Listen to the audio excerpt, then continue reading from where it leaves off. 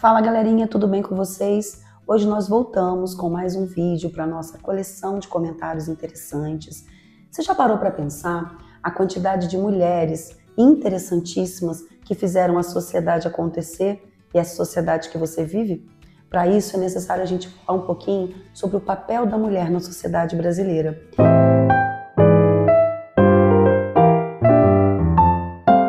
Essa questão é desenvolvida através da revisitação ao passado, justamente falando sobre o presente, e nós fazemos também uma contextualização para o futuro, mas sem deixar de lado o passado, né, Marcela?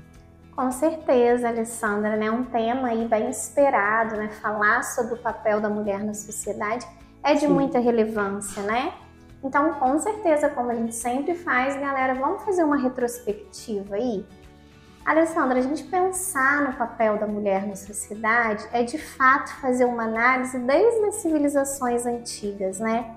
A gente sempre vê a mulher na antiguidade, a princípio, com um papel secundário, né? O papel da mulher durante muito tempo foi ali o cuidado com a casa, o cuidado com os filhos. Eu ressalto o Egito, né, como civilização antiga, até porque com certeza vai vir na cabeça de vocês a Cleópatra, né, que é um grande nome. A gente ressalta essa diferença ali no Egito Antigo, mas até mesmo a própria Cleópatra, que foi uma faraó, ela entra nessa posição devido a uma, falta de sucessão, mas ao mesmo tempo ela divide durante um tempo o governo com o homem. Então não é uma coisa assim tão natural, né, como a gente enxerga que hoje poderia estar. Então foi um processo lento e gradual esse avanço da mulher na sociedade, né? Quando a gente fala de Grécia Antiga, a mulher ela não vai ter essa participação, esse direito à voz. Em outras civilizações a gente não tem a mulher no viés social mesmo, no sair de casa. E muitas das vezes quando isso acontecia, pensando por exemplo no quesito Brasil, para ir numa missa mesmo, né, era acompanhado ali do pai, do marido, sempre vinculada à figura de um homem. Isso vai perdurar, Alessandra, por muito tempo, né? A gente fala que a mulher ela começa a transformar um pouco depois de o papel dela na sociedade, depois de grandes dois fatos históricos. A gente pode falar das guerras, né? Segunda Guerra Mundial, porque o que acontece? Muitos dos homens eles vão à guerra, vão à luta, e muitos deles não retornam para casa. Nesse momento, muitas mulheres vão ter que se ver mais proativas, liderando as suas famílias. Então, esse fato histórico, ele reflete muito num passo que se dá no papel da mulher na sociedade, e outro também a Revolução Industrial, né, onde a gente já tem aquele começo da mulher ingressando no mercado de trabalho. Então, assim, é muito importante a gente fazer essas reflexões históricas, porque isso contribui para a gente estar aqui agora, né? Com certeza. É um processo, é uma escada, né, que vai subindo, cada degrau onde as mulheres vão avançando aí na sociedade. As lutas também, né? Quando a gente fala da luta das mulheres, a princípio a gente tem uma luta mais em prol da participação do voto, né? Então a gente tem aí o movimento das sufragistas, que ele se espalhou por diversos países, inclusive até aqui no Brasil. Eu cito aí para vocês a Berta Lutz, né, que foi uma envolta nesse movimento em prol das mulheres participarem da votação, mas aqui no Brasil isso só vai acontecer em 1932, no governo do Getúlio Vargas. Então, de fato, esse movimento ele começa com o intuito da participação do voto, com certos direitos, porque a gente sabe que com a mudança também no mundo, conforme as coisas vão se transformando, o impacto, por exemplo, da Revolução Industrial, eu sempre gosto de comentar isso, ele vai muito além de uma mudança de sistema econômico. Ele impacta na moradia, ele impacta na forma que as pessoas pensam, na estrutura de cidade, no papel da mulher, na estrutura familiar. Então, esse passo a passo vai trazendo essa transformação, até as mulheres falar, opa, eu também quero uma maior participação. Então, aí começa nesse intuito mais voto, e a gente sabe que hoje, né, o movimento feminista ele abrange outras causas que a gente vai desenrolar no nosso bate-papo. Sim, e eu deixo uma dica para vocês, para aqueles que gostam muito dessa parte histórica. Eu amo a parte histórica, né, Marcela? Colocar numa redação é sempre muito prazeroso. O corretor ama. Deixo para vocês uma dica. Tem um filme que se chama As Sufragistas, que justamente mostra a luta da mulher pelo voto. E é uma coisa, assim, muito libertadora, porque o filme, claro, tem como foco principal a questão do voto feminino, mas mostra uma família que é composta por uma mãe, um marido e um filho, ainda muito pequeno. Ambos trabalhavam numa fábrica de teares.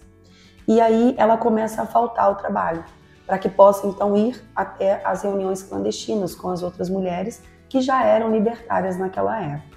O marido descobre, acaba jogando ela para fora de casa, ela fica sem saber para onde vai, ou seja, naquele momento, buscar um direito era muito complicado, levando em consideração que a mulher tinha que se casar com quem o pai queria, né? O casamento já era arranjado desde então.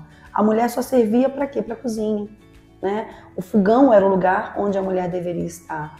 Ela tinha que ser prendada, ela tinha que saber fazer tudo dentro de casa e ainda por cima ainda tinha que ser mãe, porque ela não tinha direito à escolha, né? Ela tinha que ser mãe, tinha que casar e ser mãe. E isso tudo está no filme As Sufragistas, que você encontra na Netflix, que é um filme maravilhoso para entender esse contexto do voto da mulher, né? Que foi tão dolorido e tão complicado de se encontrar. E a libertação ali, né? Dentro daquele filme de, olha, eu não preciso de um homem para ser feliz. Com certeza, Alessandra. Aí a gente lembra aí do fatídico década de 60, né? Onde a gente tem aí um acontecimento que eu sei que vai vir na cabeça de todos vocês, que é a queima dos sutiãs, Sim. né? Que entrou como marco aí da história, como marco do movimento feminista. Mas é bom a gente lembrar, Alessandra, que, de fato, né, hoje os historiadores falam que o sutiã nem foi queimado. Na verdade, esse evento, né, ele foi nos Estados Unidos, no Miss América, onde mulheres que participavam ali do evento jogaram latões, adereços de beleza, cílios, saltos, como uma forma de protesto pela imposição dos padrões de beleza. Uhum. Gente, a gente está falando de 1968, a gente está em 2025 e a gente não está diferente disso, Sim. né? Essa cobrança com a mulher do padrão, não só a mulher, a gente pode colocar na sociedade no todo, mas é muito mais pesado essa cobrança em relação à mulher. E a gente tem na década de 60 também, Alessandra, algo para completar a sua fala, a questão do surgimento dos métodos contraceptivos, que também traz uma libertação para a mulher e uma escolha de ter filhos ou não, né? Porque aí a mulher ela também consegue, vamos dizer, participar dessa decisão. No momento que ela vai optar, onde existe um certo controle. Então, a gente não pode deixar de citar isso daí, o surgimento dos métodos contraceptivos na próprio desenrolar do papel da mulher na sociedade. Essa questão do método contraceptivo me lembra agora um filme maravilhoso que provavelmente você já viu, que é O Sorriso de Mona Lisa, né? É um filme que mostra tão grandemente essa questão do papel da mulher, porque é uma professora que entra para uma escola e ela vai ser professora de artes. Naquele momento ela vai mostrar muitos quadros, né? Monet e tal, e todos aqueles quadros que chocam. Por quê? Era uma escola, gente, só de meninas. E a escola, ela formava meninas para o casamento. Então, quando a professora de artes entra nessa escola, ela percebe aquilo e, revoltadíssima, ela começa a mostrar quadros de mulheres também pintoras, que até aquele momento era muito complicado de encontrar. Com certeza. Né? E as meninas começam a ficar interessadas e elas não querem fazer faculdade, porque a escola é o limite para elas. Elas só querem terminar a escola e casar e ser mãe. E ela começa a mudar a perspectiva dessas meninas, de mostrar para elas que elas têm outro futuro, que elas têm uma outra particularidade na vida, que não é só casar, que não é só, né, ser mãe. E ela consegue mudar a vida de uma específica, que acaba se tornando assim a libertadora do filme. E essa menina estava com um casamento marcado, a família já estava esperando, e a menina decide então parar o casamento, travar o casamento e vai ser advogada. Que era também uma coisa muito libertadora, né? De quem que ia ser advogado na década de 50, de 60, porque o papel da mulher era esse, casar e ser mãe. Um outro livro que eu indico também, muito legal, que é da Rosisca Darcy, Elogio da Diferença, que fala justamente quais são, ainda hoje, né, Marcela, é triste a gente falar, mas quais são as limitações da mulher para trabalhar hoje em dia. Ela mostra o quão difícil é essa comparação da vida privada com a vida pública.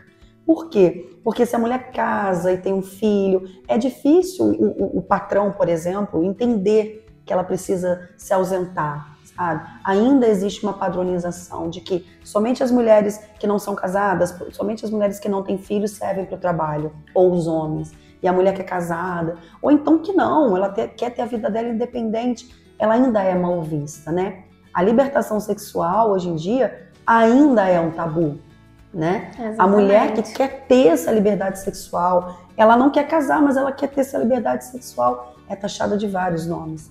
Então, qual seria o papel da mulher na sociedade que a gente vive hoje, né?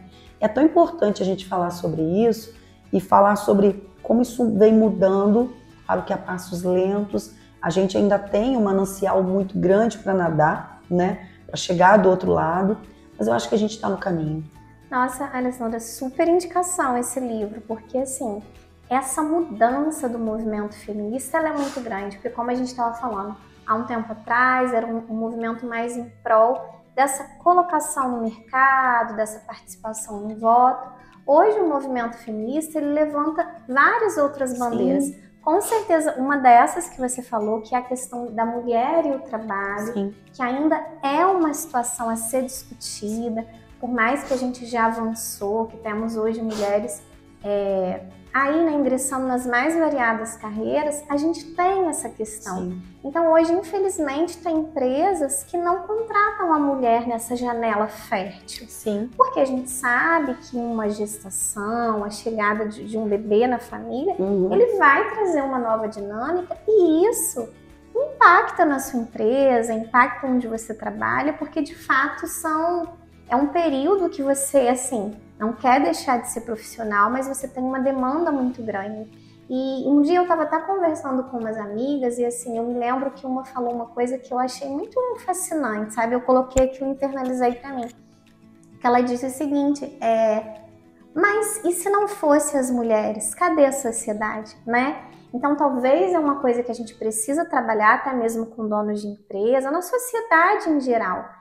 Sim, é uma particularidade, mas assim, quem gera, né, quem gera a sociedade, quem vai gerar a mão de obra futura são as mulheres, né? Então, isso é uma questão. Hoje também aí, os movimentos feministas, eles lutam contra a questão da violência da mulher, que é uma coisa que a gente também precisa até de um momento específico para a gente tratar disso, né? Mas é um caso muito alarmante. Hoje a gente tem aí a Lei Maria da Penha, né, que vem uma lei de uma agressão, uma mulher que sofreu uma agressão. Sim. A lei do feminicídio, devido a tantas mulheres aí serem brutalmente assassinadas pelo fato de serem mulheres. Então o movimento feminista envolve todas essas causas, né? E causas importantes de serem discutidas. Não tem como a gente falar do assunto mulheres e não citar Simone de Beauvoir, né? Uma mulher à frente do seu tempo, ela tem um livro, O Segundo Sexo, né? Sim, maravilhoso. Que é um livro famoso dela e que tem a famosa frase, você não nasce mulher, você se torna mulher, né?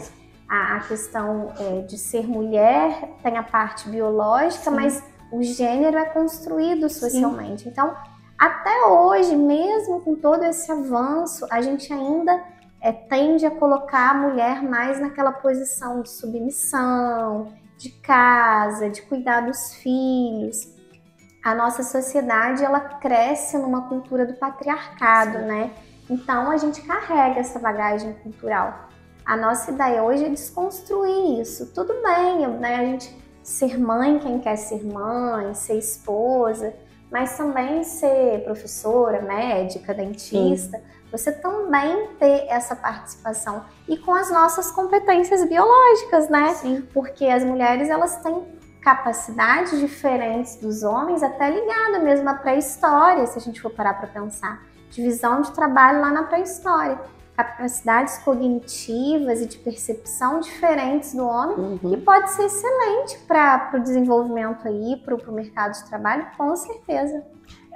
Essa questão que você está falando é importante porque quando se fala no papel feminino na sociedade, imagina-se assim, não, a gente não está falando de igualdade, a gente está falando de respeito, né? Porque quando existe respeito, a igualdade vem, né? A equidade aparece, a liberdade aparece, de acordo com os princípios básicos, né, de uma real democracia. A gente não está falando de igualdade, mas ainda existem locais, empresas e setores sociais que a mulher ainda recebe menos que o homem. Ela ainda é tratada com inferioridade só por ser mulher, só pelo fato de ser uma mulher. Ah, ela não tem capacidade. Mas ela não tem capacidade por quê? Porque a faculdade dela não chega a esse nível, porque o estudo dela não chegou a essa questão, né? Então, por exemplo, quais são as saídas possíveis?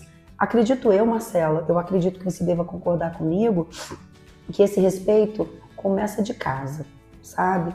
E se ele não acontece em casa, que a escola possa ajudar. Então, incluir nos currículos escolares, né, essa questão da valorização do feminino, a questão da valorização do trabalho, né, da mulher na sociedade, com o passado, chegando ao presente, para valorizarmos o futuro, eu acho que é de suma importância.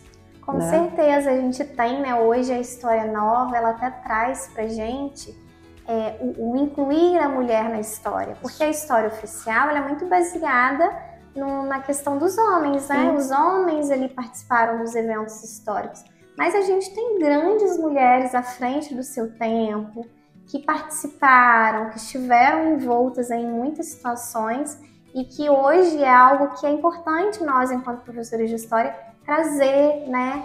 Inclusive livros hoje, né? Os novos livros vêm trazendo essa abordagem do papel da mulher na história e eu acho assim bacana, fascinante, né?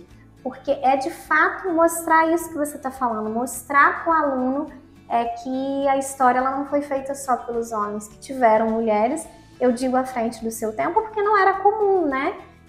Mas que sim, que contribuíram muito. Alessandra, eu não vou poder deixar de citar aqui também, embora você já trouxe aí sugestões de filme, um filme que eu creio que muitos de vocês já viram, se não viu, tá aí na lista, que é Até a Última Gota, né? Que é um filme que tá na Netflix, um filme novo. E eu falo assim que aquele filme, ele faz a gente pensar muito, né? A gente começa assistindo o filme, galera, assim, a gente não nem dá lá, dá nada por ele. Dá nada por ele, é um filme, vou parar de ver. Mas é um filme que ele tem tanto para contribuir, para né? contribuir e nessa questão da mulher, né? Porque o filme ele trata da história de uma mãe solo, né?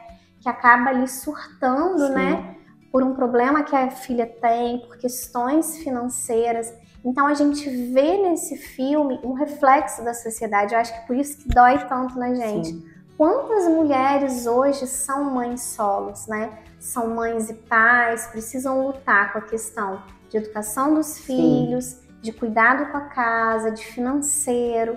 Então é um filme que vale muito a pena para o tema que a gente está discutindo hoje, porque de fato ele vai te fazer repensar muitas situações aí e vai ter esse olhar talvez mais até cauteloso diante dessa causa das mulheres. Sim, sim. E também tenho que deixar para vocês a última dica, gente. Mas hoje, a gente falar de não tem jeito, não tem né? como. Não tem como. Esse tema é muito envolvente. É envolvente, não só porque nós somos mulheres, mas porque nós tratamos disso em sala de aula, né, Marcela? Exatamente. Um livro maravilhoso, José de Alencar, chama-se Senhora, que é o empoderamento de Aurélia, né? Quando ela compra o marido, e naquele momento quem comprava a mulher era o homem, né? Não a mulher comprava o marido, e aí ela ganha uma bolada, né, de uma herança do avô, e aí ela cisma que quer casar com o Seixas, que era o homem que tinha lá deixado ela de lado por ela ser pobre. E aí, pasmem, o que mais a gente acha que não vai acontecer, acontece. Quando eles vão pra lua de mel, ela diz o quê? Não vou me deitar com você. Você é apenas, né, um objeto na minha mão. Eu te comprei. E aí o casamento deles rola em cima dessa questão, até que... Vocês vão ter que ler. Vocês vão ter que ler para saber o que acontece. Porque é o empoderamento da Aurélia de fato. Uma menina ainda jovem, 17 anos, ainda na flor da idade, mas que decide dar esse pontapé aí na sociedade para dizer, olha, eu tô aqui. Olha só. Maravilhoso, né? Empoderada ela. Muito. Esse empoderamento feminino tem que haver. Nós temos que valorizar, né, que a sociedade é feita por homens, mulheres, diferentes crenças, e é por aí que a gente tem que seguir para fazer uma excelente redação e chegar na nota 1000, né, Marcela? Com certeza. Esperamos que a gente tenha ajudado e contribuído para que você possa entender que o papel feminino é onde ela quiser, não só dentro de casa. No mais, a gente se despede de você. Um beijo!